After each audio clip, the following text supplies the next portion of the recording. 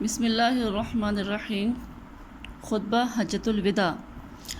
فتح مکہ کے بعد آپ صلی اللہ علیہ وسلم نے خانہ کعبہ کو تمام بتوں سے پاک کر دیا تھا، لیکن آپ صلی اللہ علیہ وسلم نے ابھی تک حج نہیں کیا تھا۔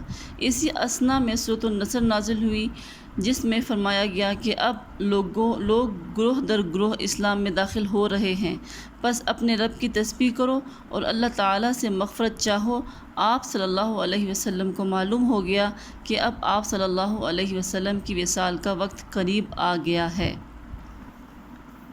چنانچہ آپ صلی اللہ علیہ وسلم نے 10 ہجری کو باقاعدہ حج کرنے کا ارادہ کیا۔ تمام قبائل میں اعلان کر دیا گیا کہ وہ اگر چاہیں تو رسول اللہ کے ساتھ حج ادا کر سکتے ہیں۔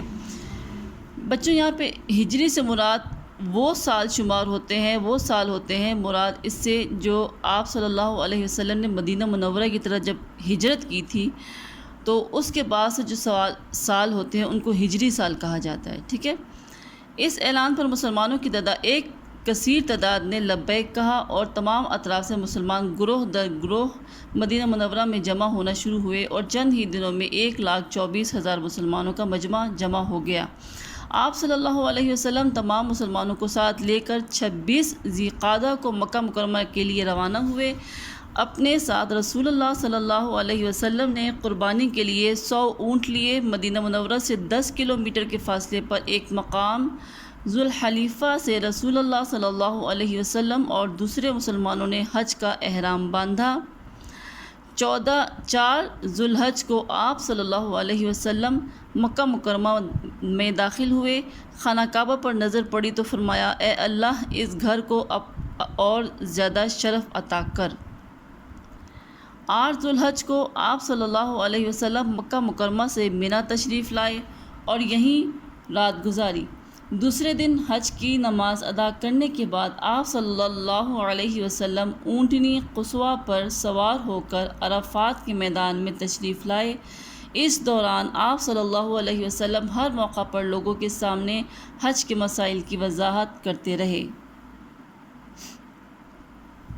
رسول اللہ صلی اللہ علیہ وسلم نے زندگی میں صرف ایک حج ادا کیا اور اس کے چند ماہ بعد آپ صلی اللہ علیہ وسلم کا وصال ہو گیا۔ اس لیے اسے خطبہ حجۃ الوداع یا الوداعی حج کہتے ہیں۔ جیسے کہ میں نے آپ کو شروع میں بتایا، ظہر کی نماز کے بعد آپ صلی اللہ علیہ وسلم نے اپنا مشہور خطبہ حجۃ الوداع ارشاد فرمایا۔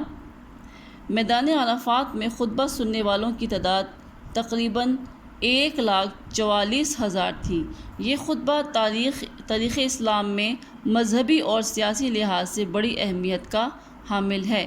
رسول اللہ صلی اللہ علیہ وسلم نے فرمایا،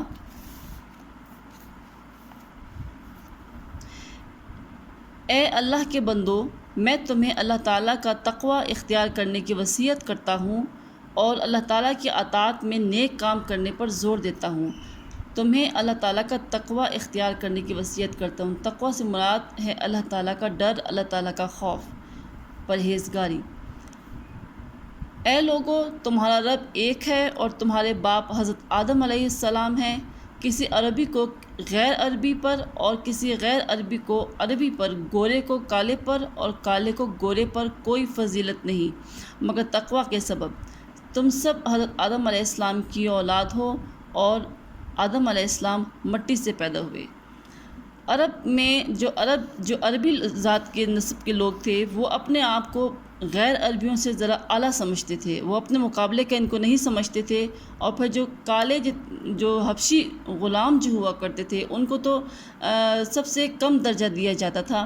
تو نبی پاک صلی اللہ علیہ وسلم نے اس درجات کی جو تقسیم ہے، اس کو نبی پاک صلی اللہ علیہ وسلم نے ختم فرما دیا اور فرمایا کہ کسی عربی کو غیر عربی پہ اور کسی غیر عربی کو کسی عربی پہ کوئی فوقیت حاصل نہیں ہوگی، اور نہ کسی گورے کو کالے پر اور نہ ہی کسی کالے کو گورے پہ کوئی فوقیت حاصل ہوگی۔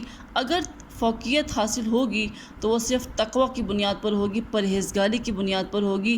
اس بنیاد پر ہوگی کہ آیا اس مسلمان کے دل میں اللہ تعالیٰ کا خوف، اللہ تعالیٰ کا تقوی کس قدر ہے۔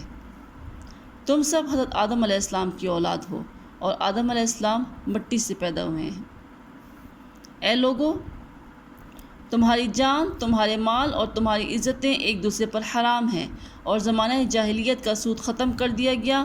صرف اصل سرمایہ تمہارے ہیں، نہ تم کسی پر ظلم کرو اور نہ کوئی تم پر ظلم کرے۔ خبردار، جس کے پاس کسی کی امانت ہو، بس اسے چاہیے کہ وہ مالک کو لوٹا دے۔